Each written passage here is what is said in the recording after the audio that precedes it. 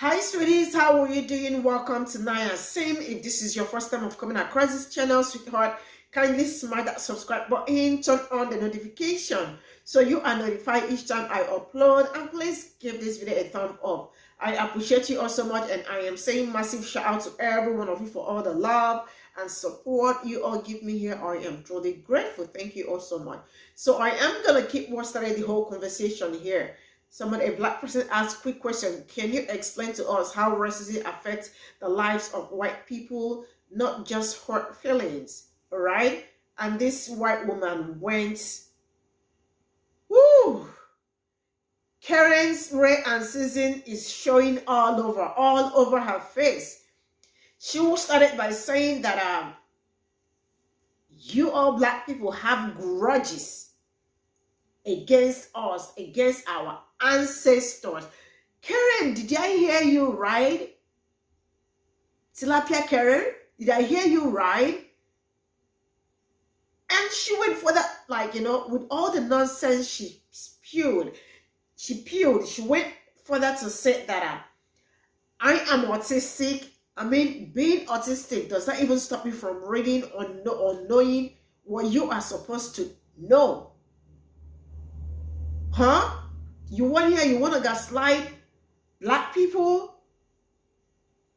You want to tell black people that they hold grudges for your ancestors and they transfer the grudges to you? Are you effing being real right now? Because I feel like really giving her a big blow. That's how I feel. Because you really need to watch what she was saying. You know what? Step into the screen. I am going to roll this clip. We'll come back to talk about it. Let me know what you all think, and straight up, I am rolling it. Yes, so if somebody says, I hate white people, and they have a grudge against them for whatever reason they might have at the time, you may have a different reason to hate white people. But some people take that grudge to the grave.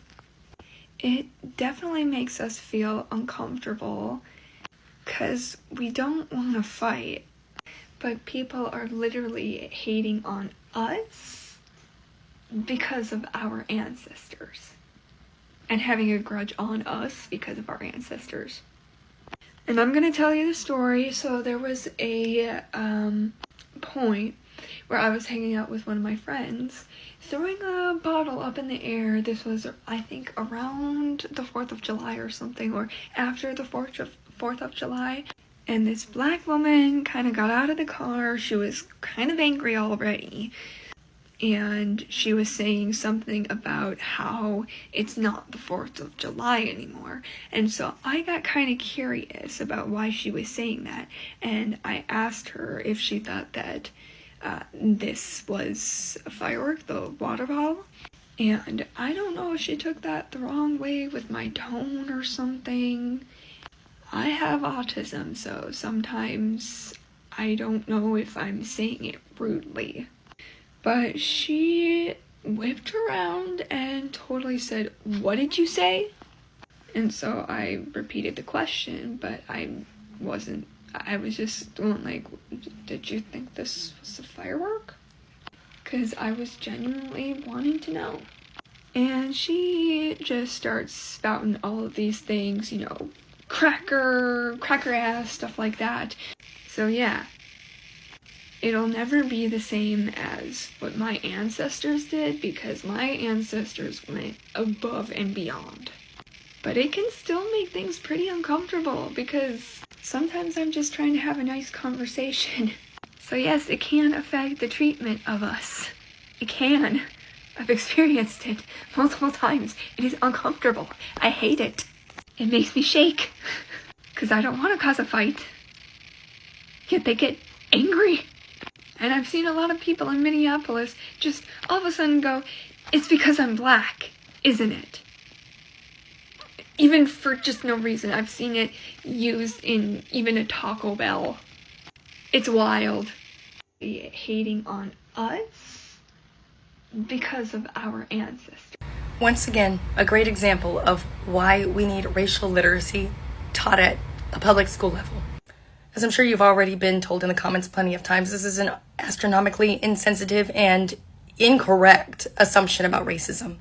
Your hurt feelings that a black person did not like you and called you cracker in no way compared to the way that black people are treated. It's in no way comparable to the black men that have lost their lives due to the false allegations of rape by white women. Contrary to your belief that it's just about slavery, white people continuously murdered and destroyed black communities. For what? They felt threatened by their success. Your hurt feelings are not comparable to what happens to black people every fucking day. See, you have never had to worry that someone is going to walk into a supermarket in your neighborhood and unalive you for being white. What's absolutely crazy, though, is that black people have every single living reason to hate white people, yet you do not see them going around unaliving us. Meanwhile, black people do nothing but fucking exist, and the police and white people just have a thing for unaliving them, right? Racism does not exist without a power structure, and you, ma'am, have the upper hand in that power structure. And I really hate seeing other white people, specifically white women, queer white people, and disabled white people hide behind their oppressions within those groups when it comes to discussing race. Nothing about being a white woman is comparable to being black in America. Nothing about being queer is comparable to being black in America. Being autistic is not comparable to being black in America. Black people have every single reason under the sun to not trust us. We have continually gotten them unalived. We have continually, at every step of the way, taken every opportunity from them. And you want to claim prejudice or reverse racism because a black person, a single fucking black person, does not like you? Doesn't trust white people? What the fuck have you done to give them a reason to trust you? What the fuck have white women done to give black people a reason to trust them? What have white people done to give them a reason to trust us? I'll answer that for you. Not a goddamn thing. Keep your hurt feelings where they belong. Up here. Go journal about it. Because what I see white people doing all the time is weaponizing their tears and their entitlement against black people. Screaming for help like they're in danger when they don't get their fucking way. Anyways, I highly suggest reading this and also this before speaking on reverse racism ever again. The last thing I will say is that you have the privilege of not knowing better. But now you have the opportunity to do better. So do better. Hating on us because of our ancestors. 1. Why are you even talking to someone from the BIPOC community at all about racism? First of all, only white people can be racist. Period. It's always white women. First of all, you're a full-grown adult. Kid gloves off. We're tired. I'm tired of this nonsense. And I'm telling you from being a palm-colored person myself. Your racism is showing. Why do you feel the need to interject yourself in anybody from the BIPOC community? Stay in your lane. People that are in the BIPOC community have absolutely 100% love, but they're tired of having to educate fools like you. Autism is not an excuse to be ignorant.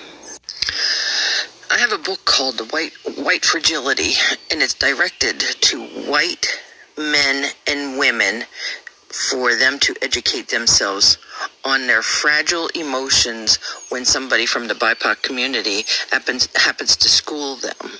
And if you need a copy, I'll buy one and send it to you, or hell, I'll even send you my copy. It's very educational, informational, and maybe you will learn something.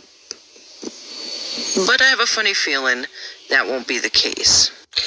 Here's what the BIPOC community does not have. And personally, I believe reparations need to be given now, not later. Generational wealth, systemic racism, medical racism. Let's see here. You've never probably ever picked up a book called The Green Book. See, people from the BIPOC community happen to have to deal with these things. And you may say to yourself, well, that was 50 years ago. No, it's still currently today. You can't, the BIPOC community cannot travel to certain cities. And you, as a white woman, can go anywhere you damn well want. There are so many different cities that have what they call sundown towns, which means if the sun goes down, anybody from the BIPOC community better be out of that town, because there are still witch hunts for people of the BIPOC community out there. You interject yourself into a conversation where it wasn't even warranted. You need to stay out of the BIPOC community's business, period. They don't want to listen to you. They don't want to hear you. You are a racist. So, What did you say? Well, wasn't that just a bunch of nonsense? This video is for educational purposes only. No bullying. We're not bullying. And I have to say that because people get really sensitive and then they try and get somebody's video reported and pulled. So, no bullying. Honey, you don't even know what you're talking about. You keep saying ancestors like that was the only time something happened to black people, because it's not ancestors as in the past. It's great grandparents. It is today everywhere, not just in the US, everywhere. You also keep talking about your comfort level. Your comfort level does not matter against everybody else. My brother, we lived in Guam. When he was 6 years old, he came home and he wanted to know what the N-word was. And he wanted to know why they kept calling him that. He wasn't very comfortable. Kids today that have to take their hair down to be able to walk across and get their diploma, or play against another team, they're not very comfortable either. And those are very small, minute areas. Because if you actually shut your mouth and listened to black people and other brown people, then maybe you could learn. Ancestors. Ugh. Not that long ago. Get off of Fox News. Do some, you know what, White Fragility. That would be a really good book for you to read. It's not very expensive. You can order it off of Amazon. And just because you don't see the racism doesn't mean that it's not real. I've never seen a hurricane or a twister, but I know they're real. I think black people are uncomfortable most of the time, because most of the time they are predominantly outnumbered by white people. I'm uncomfortable in a room full of white people. I can't imagine what it's like for them. Do better. One person had choice words for you and you think that just flips everything? Come on. All right, this is all we got from the stitches. Excuse me. Before we go, I'm going to say, Tilapia Karen, does it look like she wants to learn? No, she doesn't want to learn, because, you know, they think getting rid of CRT or getting rid of books that got to do with black is only for black people. No, black people educate themselves. They are educated and they read more. They read more. They want to know more, but they don't want to. So CRT is very much needed for them, because she is not intellectually smart. Like, look at what her ancestors, which ancestors? I mean, it shows that Karen is a rare and cis, because for her to come out here to pew this, not what my ancestor. You heard what that woman said. It wasn't long ago. Was it long ago? It was not long ago. So when they come here to come pew what I don't even understand, or come here with the victim mentality, I mean, I just like, are you all okay, or is she really okay? This is where I am going to draw the curtain. Thank you all so much for all the support. I appreciate you all. See you all in my next video. Bye for now.